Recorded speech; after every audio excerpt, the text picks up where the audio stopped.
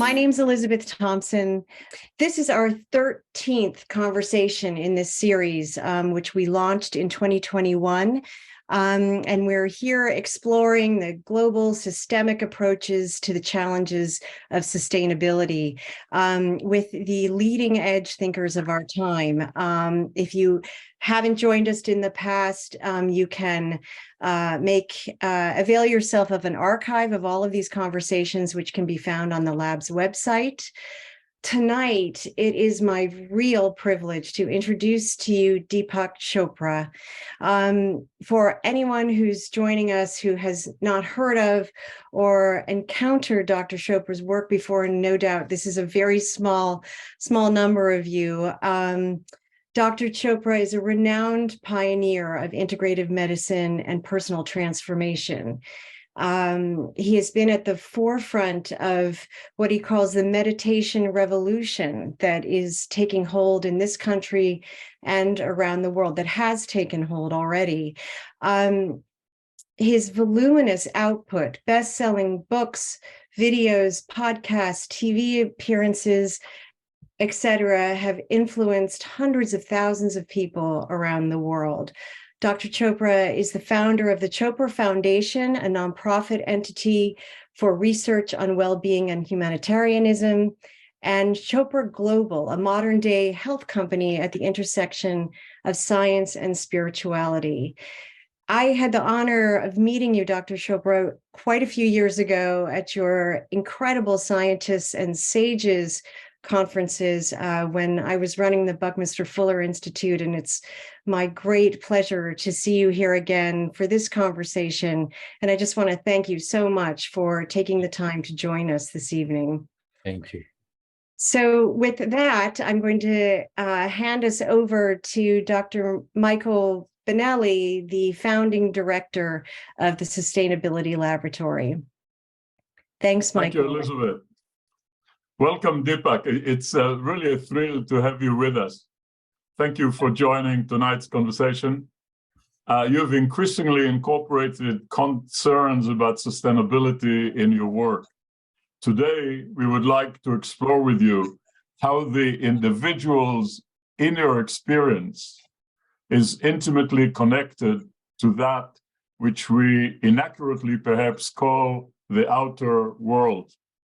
With your permission, I'll skip as kind of a standard contribution introduction. Elizabeth did a few words, but instead ask you to offer a more personal, intimate note, the making of DEEPAK Chopra. So please, why don't you introduce yourself to our audience and tell us about growing up, what made you choose your professional field, major milestones in your personal development, game-changing inspirations, key events, important mentors, and the like. Please. Thank you, Michael. I am now 76 years old.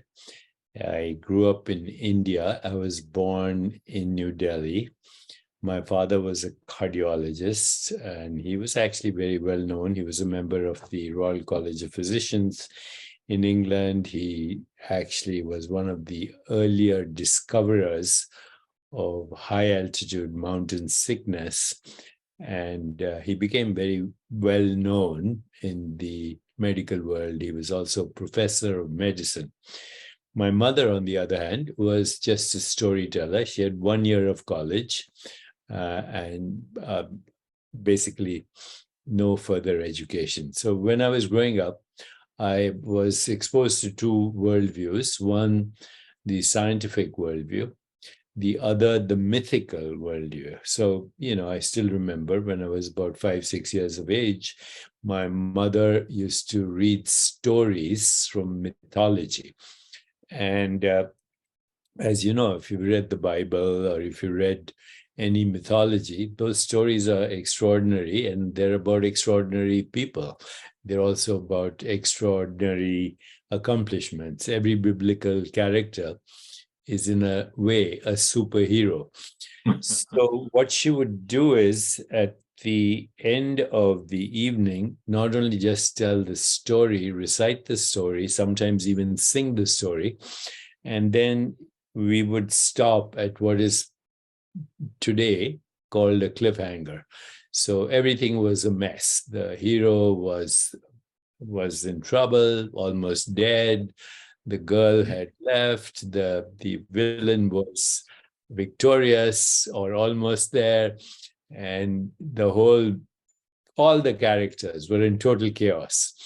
And then she would stop and she said, I want you to dream up the rest of the story and make sure it has a happy ending. Make sure it's a love story, because no story is good without being a love story. In fact, there's no story if there's no love in it.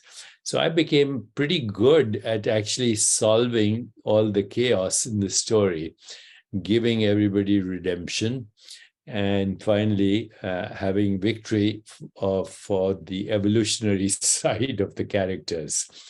And I realized that to be human is to have a story. And everything that we know as, or we call everyday reality, is actually basically our own story of how we see the world. And then my father was, of course, very scientific. So when I went to medical school, he wanted me to go to medical school. And I learned everything about biology. But unfortunately, there was nothing in my medical training that actually spoke about healing or, the solution to a disease. It was always about treating the disease with pharmaceuticals or surgery, and also mostly acute illness. There was no deeper understanding of the mind's role or the role of emotions or anything like that. So that was my background growing up in India. And then when I came to the United States at a very young age, 23 years of age, I was immediately exposed to a very traumatic environment, an emergency room to start my career. And so every half an hour, I was exposed to gunshot wounds and people dying and people in acute crisis. I had literally no time to even think about, healing or the bigger picture. And, you have a patient with a gunshot wound, you just sew him up and then, send him to the ICU. And basically I was triaging people who were almost dying all the time. No time at all for any reflection or thinking, but actually I enjoyed that. I became actually very good at healing or suturing wounds, traumatic wounds. In fact, I almost enjoyed it so much that I would wait for the next trauma patient to come so I could practice my surgical skills. Well, that was very early. And then I went on to, this was in New Jersey, in a community hospital. Then I went on to Boston, and I trained in hospitals associated with all three medical schools, BU, Harvard, and Tufts. I trained in internal medicine for, it was pretty long training, 4 years. And then I took a fellowship in endocrinology and neuroendocrinology. Fortunately, my boss or my mentor was a professor at Tufts who was then the president of the Endocrine Society. And he was very famous also. He had done a lot of research on neuropeptides in the brain, and he's now actually almost 98. And if he finds a snake in his garden, he dissects the snake's brain to look for neuropeptides today. I mean, he's still very active. He's, of course, retired. He comes once a year to New York on a sabbatical. And I have breakfast with him at a local restaurant, Balthazar, downtown New York. And we still argue about the hard problem of consciousness, as it's called. And I still think of him as my mentor. But then what happened, something very dramatic, was that one day all of us fellows were sitting in the lab, and there was a young resident fellow from Georgetown who was visiting us. Her name was Candice Pert, and we were all talking about these molecules: serotonin, dopamine, oxytocin, opiates. In fact, Candice Pert, who was then a fellow with me, later became the head of brain chemistry at NIH. And one day she said, as we were peering through the microscope, she said, "These are the molecules of emotion." I was very taken by her comment. I said, "I write a book about this." And she said, "I will, but you have to do the foreword." So I did the foreword. The book became a national bestseller and launched an era, I think, of mind-body medicine. Even then, I was also writing about it. And, we were kind of not accepted by the establishment, but we were very popular in the general public because it struck a chord with people. So that was how I got into mind-body medicine.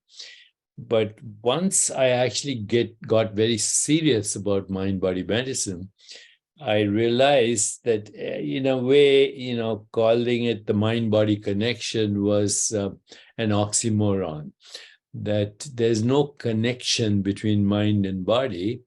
They're inseparably one. Otherwise, I wouldn't be able to lift my arm.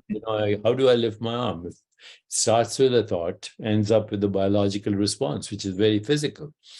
So that led me to actually a deeper exploration of what is fundamental reality. What is fundamental reality? What is mind? What is body? What is the world? And what is existence? This is the two biggest mysteries of our time. If you go on, the internet or Google or whatever, and you type out the question, what are the 125 open questions in science? And the first open question in science is, what's the universe made of? Number one. Now, you would think that's obvious, right? The universe is made of stars, galaxies, force fields, gravity, atoms, molecules. That's what we call the universe. But actually, it's very misleading, that statement. If you actually go deeper into this question, what's the universe made of, you'll realize that it's very complex. So 97% of the universe is unavailable to us. It's dark matter and dark energy. Dark matter is non-atomic, so we can't see it, but then we still call it matter. And the reason we call it matter is it appears to be responsible for most of the gravity in the universe. And we don't know how, because we can't see it. We suspect it by the gravitational effects of this entity, which we call dark matter. But it's not atomic, okay? So it's not atomic, we can't see it. The only reason it's called matter, it seems to bend space-time in the same way as regular matter. But if it wasn't for dark matter, the planets would spiral off and disappear into intergalactic space, and you and I wouldn't be having this conversation. And that's about 27% of the universe.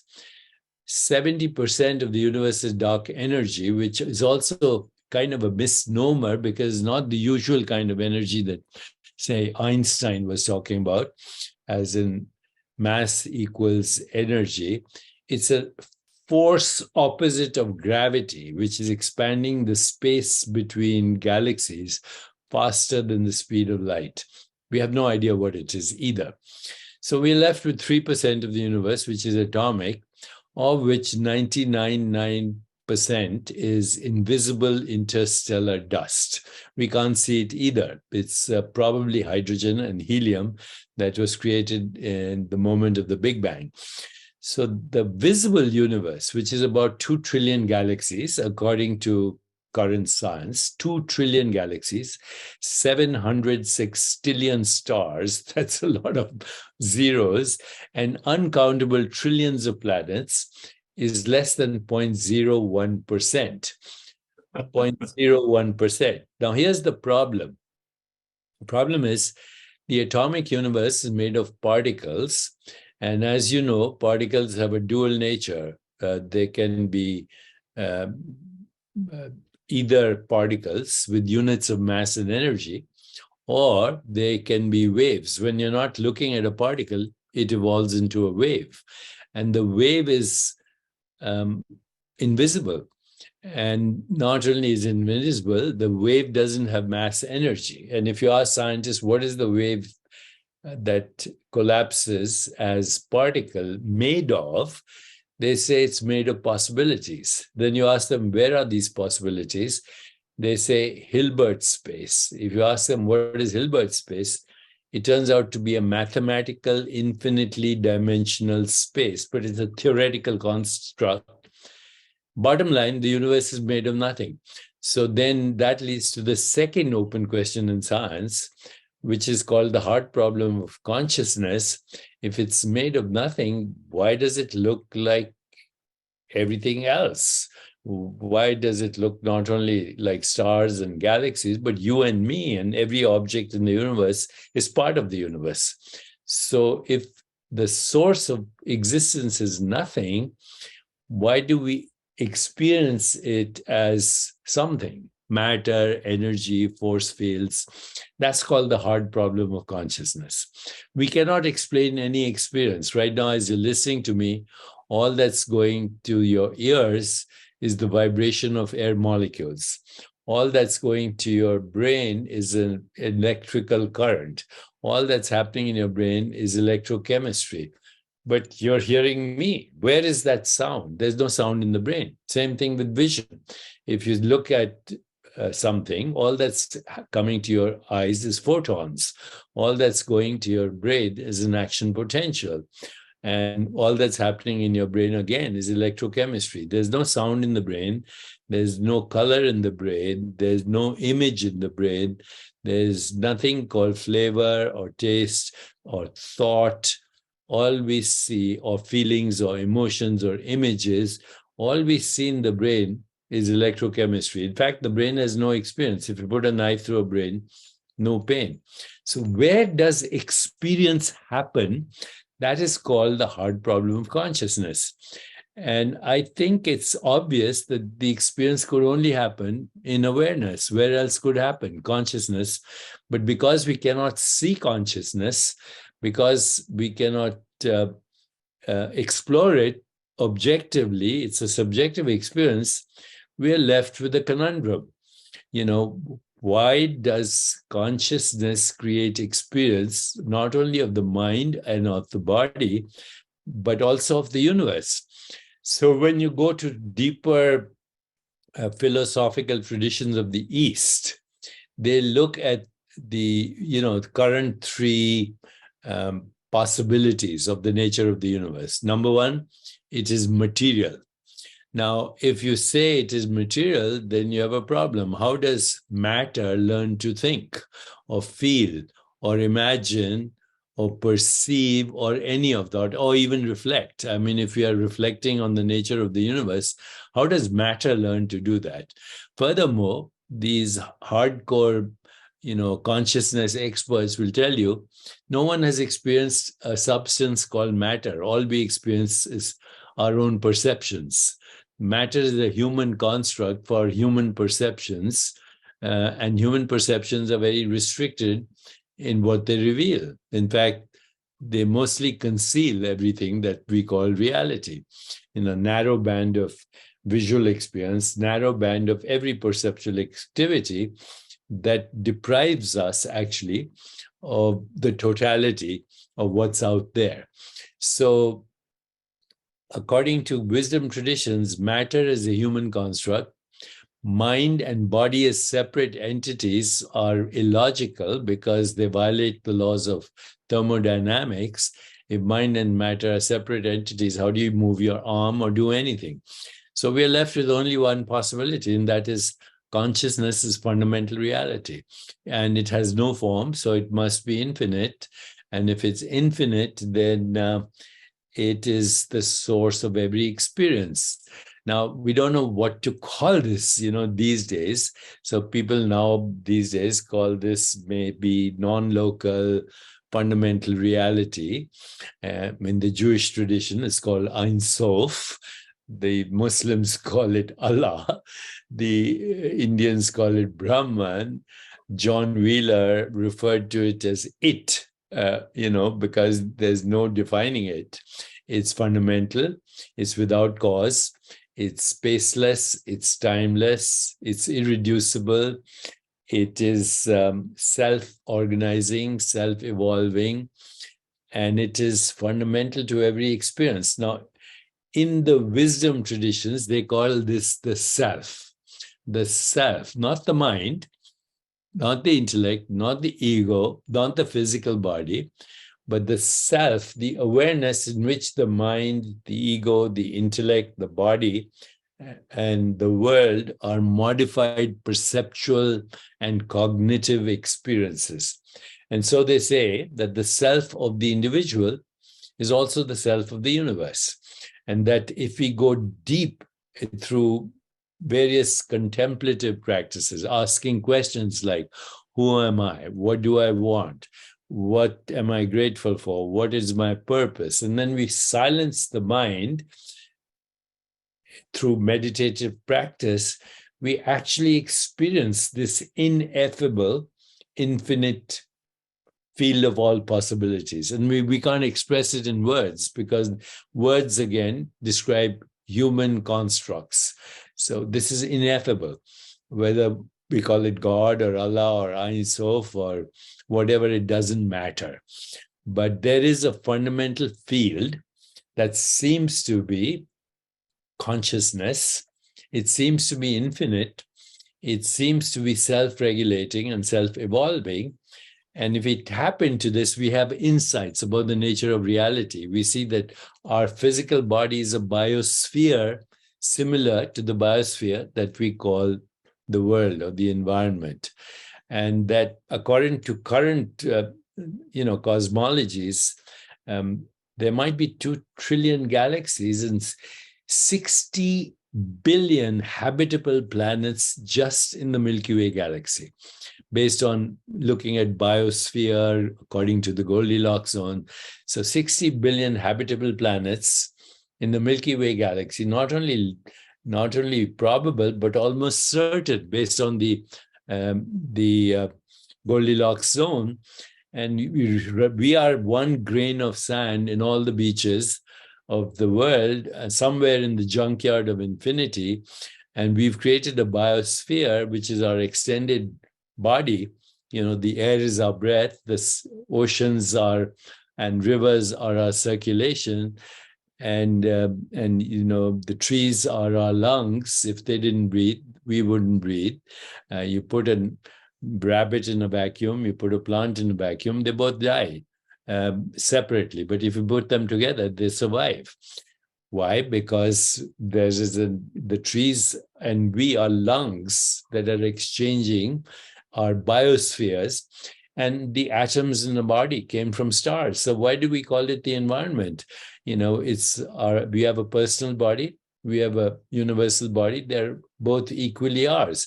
And if you have to have an impact on sustainability, then the biosustainability of our body and the biosustainability of what we call the environment, which is our extended body, are inseparably one. And unless we have... It's a good moment perhaps to ask you, let's contract for a minute so that we can expand again. Okay. So that the sustainability challenge that we face is obviously multifaceted. And we find ourselves in a kind of a juncture where the key component of the biosphere and society show severe symptoms of stress, all combining to produce a perfect storm. So which in your view, are the most critical challenges in that context of our time? I think the most critical challenge is our perception of separation from the universe instead of our deeper knowing that we are a pattern of hollow movement of the whole universe. This brain is an observation deck for the universe to experience itself through human eyes. But, other organisms experience the universe quite differently. In a different way.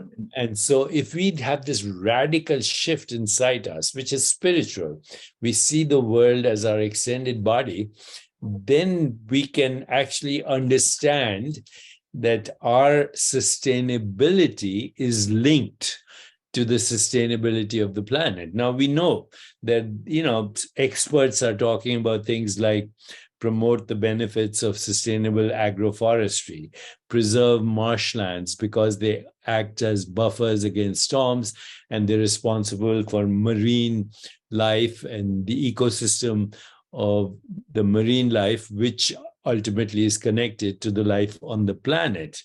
And also, there are many other things we can do: decentralize energy distribution, secure indigenous people's land rights because they see the environment as their extended body, improve mass transit. The solutions are there, but So we don't have the emotional and spiritual will. Yeah. What we need is shared vision, complementing each other's expertise, a new story, which is emotional and spiritual. We need to complement the strengths of every expert and the storytellers. And we need to engage education, entertainment, songwriters, and entertainers to tell a new story. Otherwise, we're sleepwalking to extinction. I want to catch up on something that you hinted at, but it appears that we are trapped in a vicious cycle kind of thing, where unthoughtful human activities stress the entire biosphere, creating adverse effects which put, in return, stress on the health and well-being of us humans.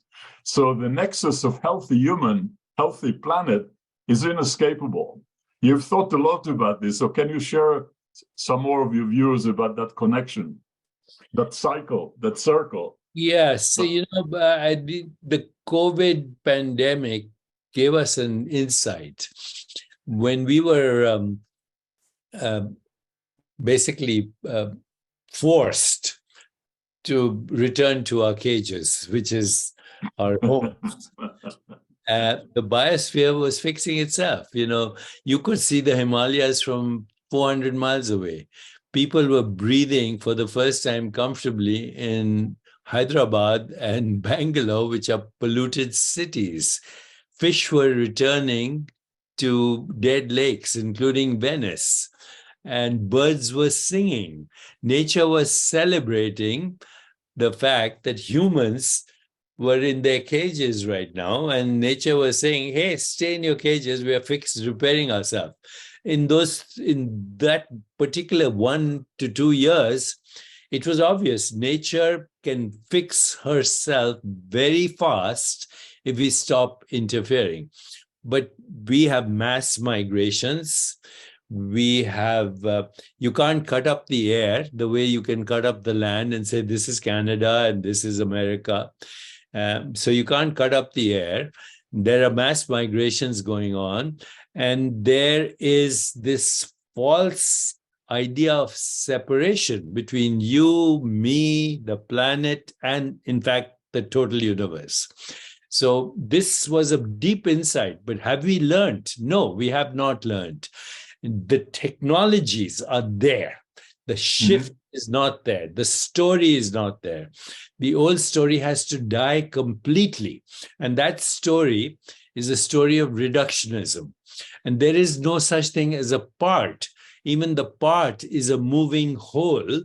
And, we think in terms of nouns, but actually the whole universe, you and me and everything, is a verb. You can't capture it, and it evolves and it self-organizes itself. All we have to do is stop interfering. If we stop, that brings me to the evolutionary kind of perspective, evolutionary dynamic. Is what we are witnessing typical to evolutionary processes in general, where a system adapted to a particular mode faces an existential crisis that is brought about by changes in its familiar context, changes that require a transformation in its structure, even its very identity, forcing ultimately a reintegration that manifests a higher level or a higher form? Can we interpret what is happening on the planet in those terms, do you think? Yes. Jonas Salk, who everyone knows as the discoverer of polio vaccine, he made a very great distinction between data, information, knowledge, and wisdom. And he said, our evolutionary impulse right now is not survival of the fittest, but survival of the wisest. Wisdom has to become the new criterion for our evolution. And by that, we mean wisdom is knowledge that sustains the sanctity of life. And when we say that, that means sanctity of life, of the biosphere, of all sentient beings, of the ecosystem. Now, so we are at that crossroads, but also, our current evolutionary models, as you know, and if one gets into trouble if you criticize the evolutionary models today, which are based on random mutations and natural selections. I don't mind the word natural selection. It's obvious. Evolution is triggered by natural selection. Random, I think, replaced it with unpredictable.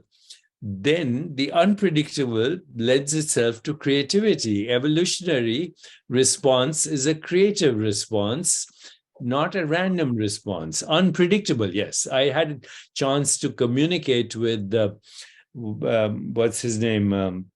One of the greatest physicists of our time, the only living contemporary of Einstein. And he said to me, his book is right here in front of me, Infinity in All Directions. And he said there are three riddles that have puzzled him all his life. One is the unpredictable movement of atoms and particles. Two is a universe fine-tuned for mind and consciousness. And three is our own consciousness. And somehow there's a connection. So if you replace the word random with unpredictable and unpredictable with creative, then evolution is creative. And you're right. We are at a crisis right now where the creative impulse of the universe is saying, hey, we've got to stop right now and reset. And that reset has to be a death and a resurrection, a death of reductionism and a return, or not even, a return to wholeness, but actually a new story, new context, new meanings, new relationship, new interpretations.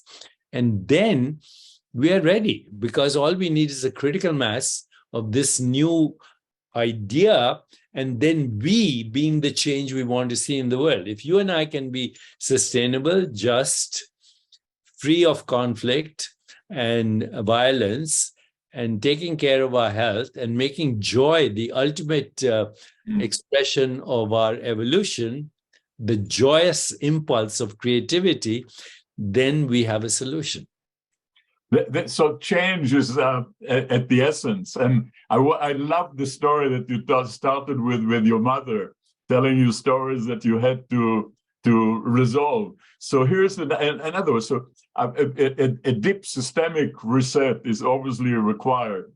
Yes. And we obviously need a new paradigm, a new story, essentially. So how would you characterize the transformation that we need to make in our view of the world?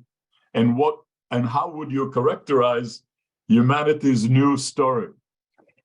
So according to some social scientists, and this is not original, according to some social scientists, emergence, or what we call a new story, happens when there is leadership which is one of shared vision in the world. Shared vision, number one. Number two, complementing everybody's expertise and strengths.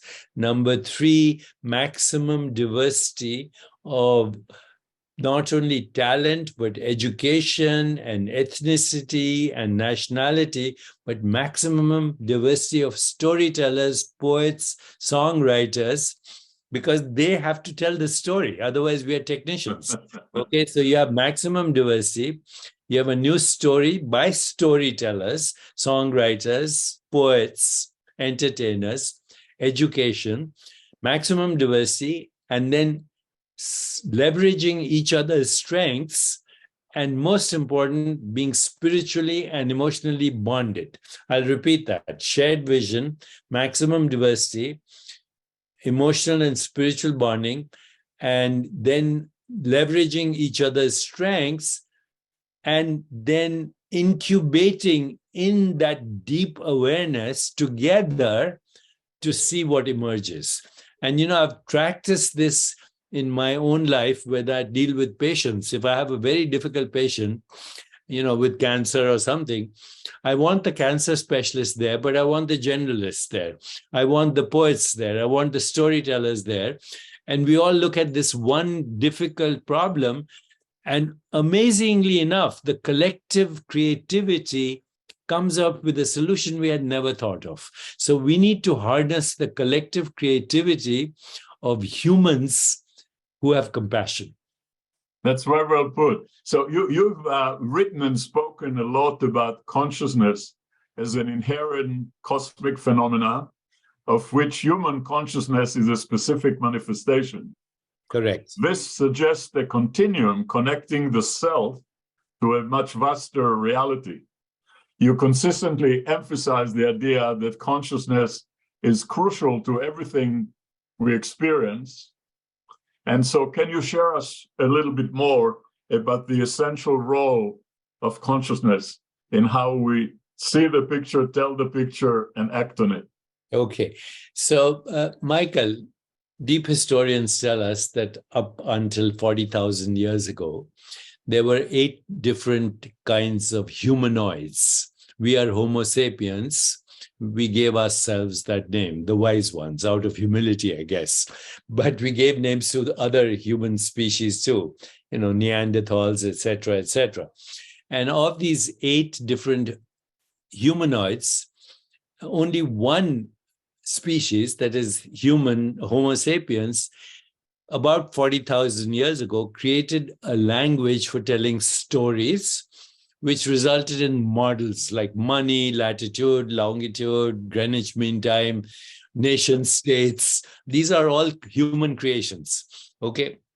But before that, there were only 3 aspects to language: mating calls, danger calls, survival calls, which is all the other animals. But we created a language for telling stories and created a model for telling stories. And right now, our model is basically based on the scientific story of reductionism. Okay, so that's the problem. Reductionism doesn't work. There are no parts. The universe, there's no subject-object split, which is artificial. So our mind is a modified form of a field of possibilities, as is the mind of every other biological organism. So there are innumerable minds, but awareness, which is modifying itself into mind, is one. Awareness is the common, or consciousness is the common ground of all experience in every living animal or living entity. A tree, a plant, it has awareness. It moves towards light. It avoids darkness. Okay, so there is something going on there. But it is a very different kind of mind, if you will, than your mind and my mind. So there are innumerable minds, but the common basis of all that is consciousness, which is not the mind. The awareness of the mind is not the mind.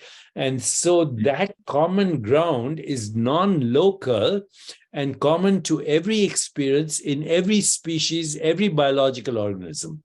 And therefore, that entity that we call consciousness is universal, non-local, irreducible, fundamental, and without cause.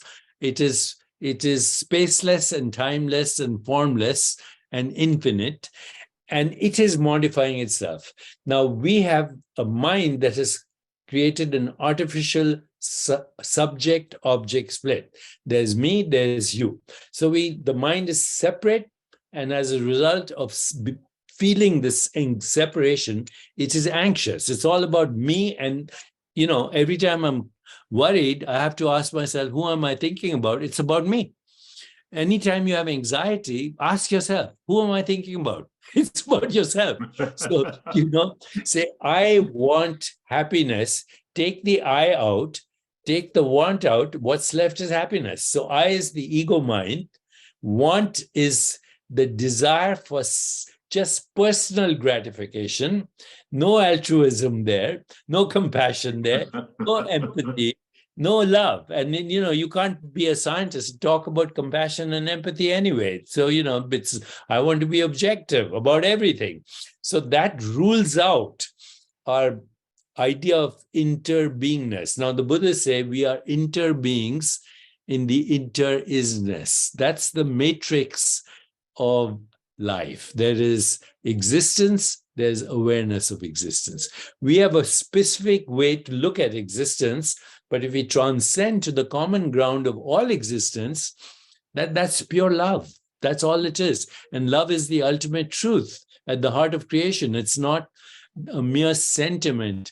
It is the fact that all knowers, all modes of knowing, and all things known come from one fundamental field of infinite possibilities. Transcend to the field, and you have empathy, compassion, the desire to alleviate suffering, that then has to translate into love in action, because love without action is meaningless. Action without love is irrelevant. When you have love and action together and you harness collective creativity, we have a solution.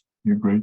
Often when faced with adversities that are caused by humans, the explanation is nothing can be done. It's human nature. I hear that a lot. So recent research in the neurosciences and genetics, however, indicates that deliberate conscious intention has the power to modify behavior by rewiring the nervous system and even impacting genes. This is very good news with fantastic implications to possibilities for change. Can you elaborate on that? Yeah, so there's new science called neuroplasticity. And it's obvious that our brain, although it is created by genes, it is sculpted by experience and how we actually interpret experience. So epigenetics now shows that if we go beyond the fight-flight response, which is the reptilian brain, and if we go beyond the reactive response, which is the dysfunctional, separate emotional brain, and we engage in self-inquiry, like, who am I? What do I want? What's my purpose? What am I grateful for? And we engage in mindfulness and we engage in transcendence, which has been, the experience in every spiritual tradition. It doesn't matter. Jewish tradition, Islamic tradition, Indian tradition, Buddhist tradition. There are three common experiences to what we call the spiritual experience. The number one is transcendence. You find your identity as beyond space and time. Number two is the emergence of Platonic values like truth, goodness, beauty, harmony, love, compassion, joy, equanimity. And number three is the loss of the fear of death. That is the real spiritual experience.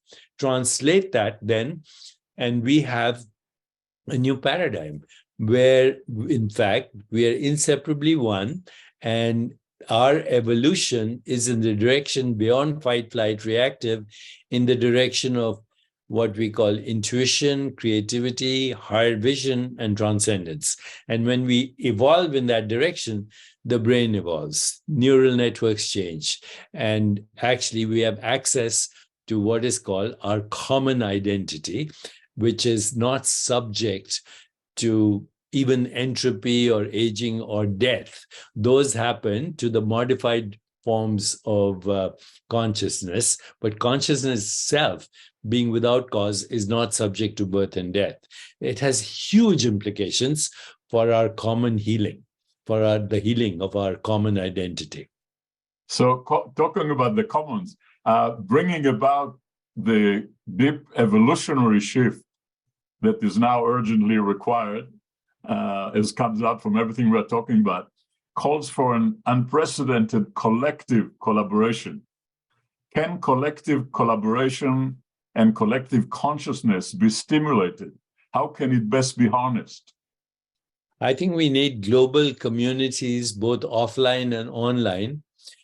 First, start with deep listening, attention, deep caring, affection, deep gratitude, and acceptance of what is. Unless we accept what is, then we are not going to be able to do it. And now we have, as you know, artificial intelligence, we have deep learning, we have machine learning, we have the ability to get feedback to see how the evolutionary impulse is pointing us in a new direction.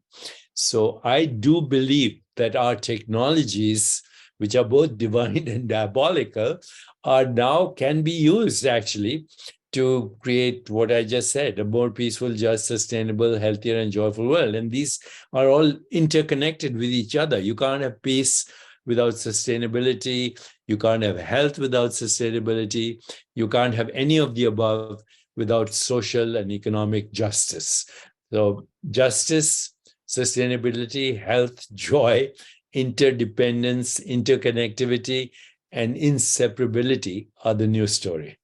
And in the face of institutional resistance to change and entrenched powerful interest, what can the individual do to contribute to and accelerate the required transformation? I think you have to go back to what Mahatma Gandhi said. We have to be the change we see in the world. Otherwise, we're just talking heads unless we are perfect examples of that. And there is a critical mass of that in the world through technology, whatever, creating. I think of the internet as the global brain at the moment. You want to know the human condition, just go on the internet. So, the internet reflects our collective distress at the moment. But we can use our technology right now and machine learning and even biofeedback to actually regulate our own biology, interact with each other in sustainable ways, and be the change, a critical mass. And maybe we'll see a different world, because the world we see is a projection of our collective consciousness. Maybe one more question. The Chopra Foundation is involved in some amazing initiatives from what I kind of glean. Can you introduce us to the foundation and its work? The foundation it's choprafoundation.org, and we are using emotional AI and chatbots for mental illness and suicide prevention. That's one of our biggest programs. Mm-hmm. Our AI technology has now intervened in about 6,000 suicide ideations, speaking to 23 million people simultaneously. So we are actually spearheading a revolution, I think, through both technology and interconnectedness for mental illness, suicide prevention. And we find that teens are more comfortable talking to the AI than to humans because humans, they feel judged. AI doesn't judge them and becomes very friendly. So that's one initiative. The second initiative is the Soul of Leadership, which is a leadership program that looks to actually create this vision: peace, social justice, economic justice, sustainable planet, sustainable biosphere, sustainable biology, health, and ultimately joy. So Soul of Leadership. And finally, we are also actually looking at human longevity, because there's all this evidence, epigenetic, that we can change gene expression through certain practices and combine that with some very significant insights in science that say that we can extend human lifespan and health span.